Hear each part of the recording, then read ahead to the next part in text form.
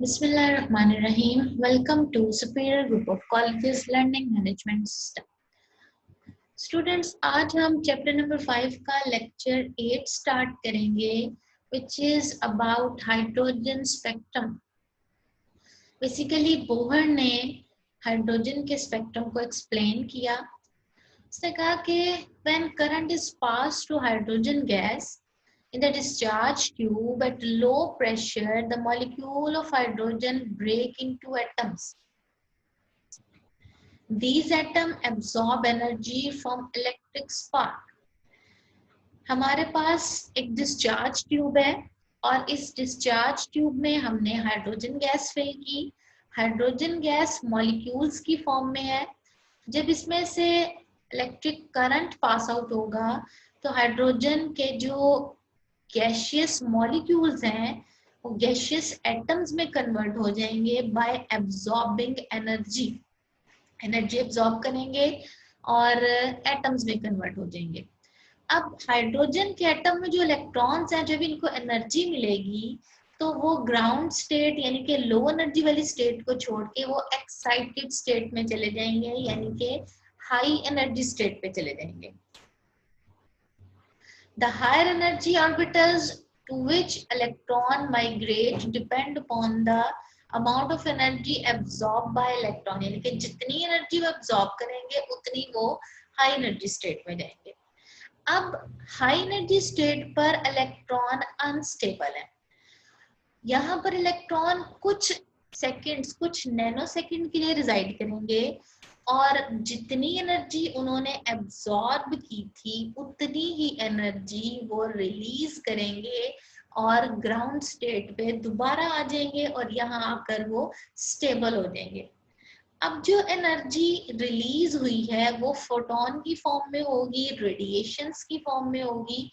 तो रेडिएशंस जो है उनको हम जब स्पेक्ट्रम में देखेंगे तो हमारे पास फोटोग्राफिक प्लेट पर जब देखेंगे तो हमारे पास डिफरेंट लाइंस प्रोड्यूस होंगी, डिफरेंट टाइप्स की लाइंस प्रोड्यूस होंगी. बेसिकली हमारे पास हाइड्रोजन के स्पेक्ट्रम में 5 टाइप्स की सीरीज प्रोड्यूस होती हैं.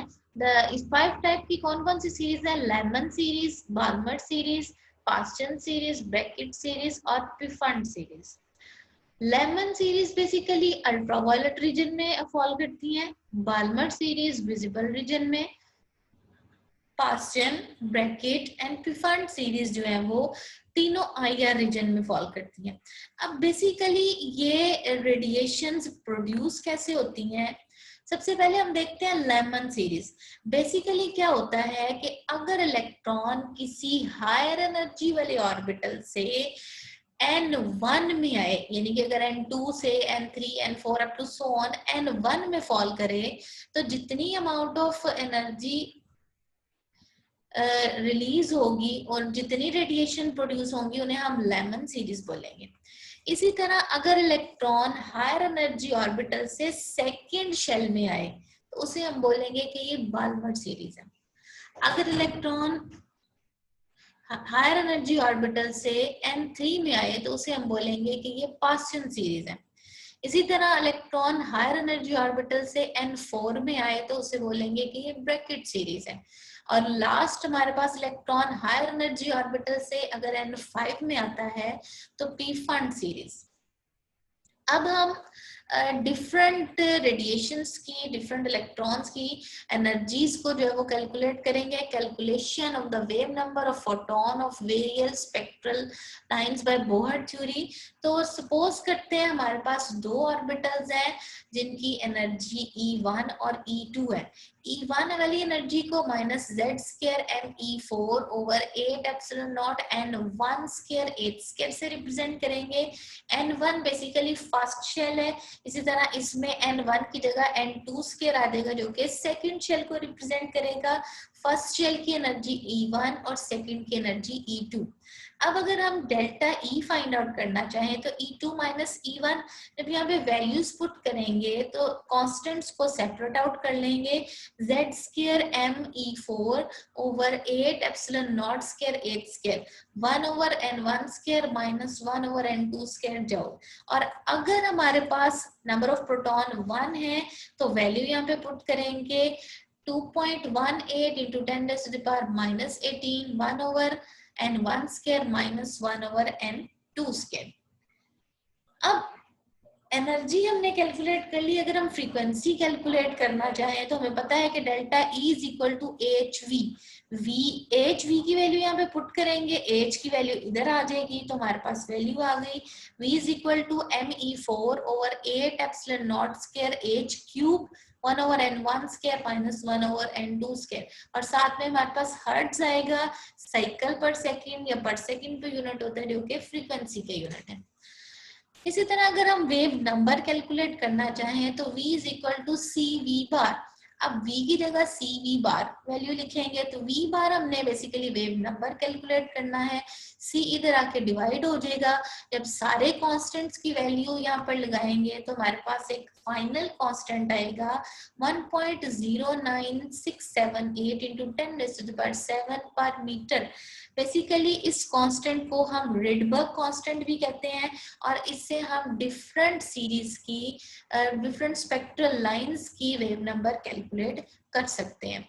सबसे पहले lemon series. Basically Lyman series हमें एक्सप्लेन करती है कि हमारे पास N1 जो है वो 1 है और N2 जो है वो 2 3 4 अप टू सो ऑन, यानी कि इलेक्ट्रॉन किसी हायर ऑर्बिटल से N1 में आ रहा है। तो यहाँ पर डिफरेंट वेवलेंथ जो है वो कैलकुलेट की गई है।